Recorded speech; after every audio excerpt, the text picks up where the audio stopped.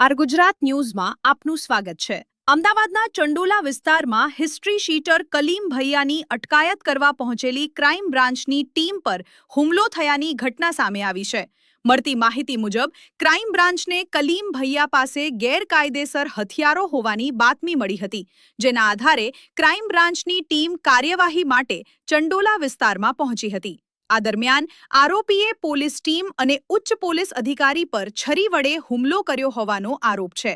હુમલામાં જેસીપી ક્રાઇમને ઈજા પહોંચતા આત્મરક્ષામાં સર્વિસ પિસ્તોલથી ફાયરિંગ કરવામાં આવ્યું હતું। ફાયરિંગ દરમિયાન આરોપી કલીમના પગમાં ગોળી વાગી હતી। ત્યારબાદ જેસીપી ક્રાઇમ અને આરોપી કલીમ બંનેને તાત્કાલિક સારવાર માટે સિવિલ હોસ્પિટલ ખસેડવામાં આવ્યા હતા।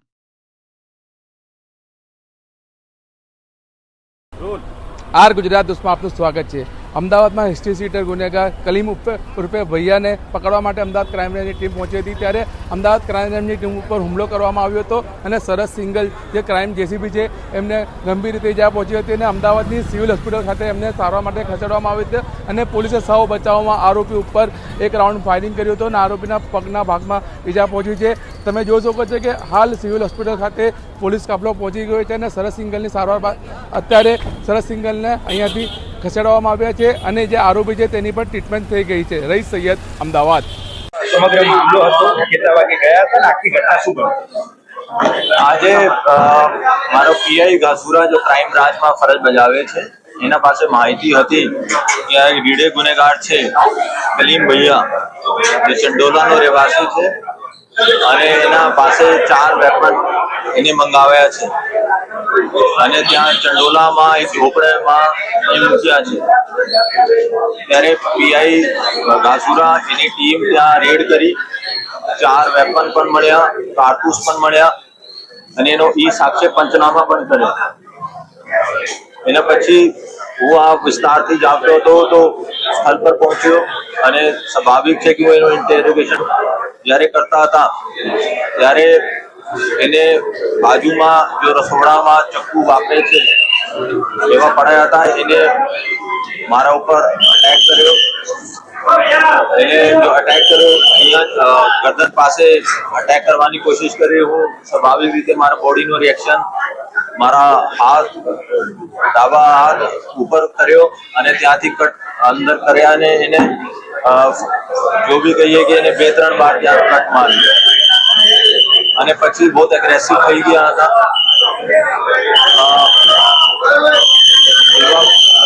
એવા પણ જાણવા મળ્યા છે કે એને ડ્રગ્સ પણ લીધી હતી, ડ્રગ્સની નશામાં હતા।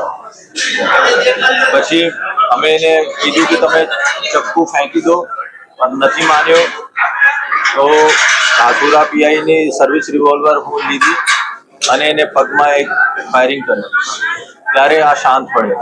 અત્યારે આ પણ સિવિલ હોસ્પિટલમાં સારવાર લઈ રહ્યા છે અને એના વિરુદ્ધમાં 2 ગુના દાખલ કરવામાં આવ્યા છે। એક વેપન 4 વેપનનો આર્મ્સ એક્ટનો કેસ છે અને બીજા 307 નો ગુના દાખલ કર્યા છે અને રીડે ગુનેગાર છે। આપ જોયો તો ટોટલ 25 થી વધારે એના વિરુદ્ધમાં આર્મ્સ એક્ટ, એક્સટોર્શન વગેરેના ગુના છે।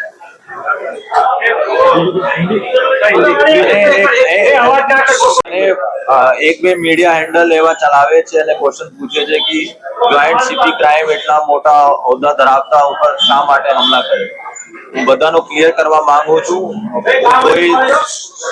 હું મારી ટીમે કોઈ ક્રાઇમ બ્રાન્ચની ટી-શર્ટ નથી પહેરી હતી, એને પણ ખબર ના હતી કે હું જોઈન્ટ સીપી ક્રાઇમ છું। હું એનાથી ફક્ત નોર્મલ સાક્ષ્યનો કે ક્યાંથી વેપન લાવ્યો, એને મધ્યપ્રદેશ રતલામથી વેપન મંગાવ્યા છે, તો એનો કઈ ખબર ના હતી કે આ જોઈન્ટ સીપી ક્રાઇમ છે। તો ખરેખર એવા મેસેજ મીડિયા મારફતે નહીં જાય કે એટલા બધા ગુનેગારોની હિંમત વધી ગઈ છે કે એટલા મોટા હોદ્દાઓ ધરાવતા માણસ ઉપર એને હુમલો કર્યો છે। પણ આ નશેમાં હતા, નશેમાં બેમાન હોય છે, એનો ખબર ના હોય કે સામેવાળા કોણ છે અને એનો એવા પણ લાગ્યો કે અમારી પાસે જ્યારે વેપન વગેરે હતા કે એના ઉપર કંઈ હુમલા ના થાય, એના માટે એને હુમલા કર્યો। અને હું તરત જ મારે પીઆઈ ને બહુ વ્યવસ્થિત રીતે સેલ્ફ ડિફેન્સ કર્યો કે મારે હમણાં પછી એના ઉપર મારવાની કોશિશ કરી ત્યારે હું એને પાસેથી પીઆઈ પાસેથી વેપન લઈને મારી. સર એક જ વ્યક્તિ ઉપર ગુનો દાખલ કરવામાં આવ્યો છે કે જેને 6 આરોપીઓથી હતા કોઈ સર કિતના એનો ક્યોંકि આ ક્યાંથી વેપન કોને મંગાયો, કોને સપ્લાય કર્યો અને આ લોકોનો શું ઈરાદો હતો આ પણ એક પૂછપરછનો ભાગ છે અને આ બધા ગુના દાખલ થાય પછી આયુ ઇન્ટરોગેટ થશે.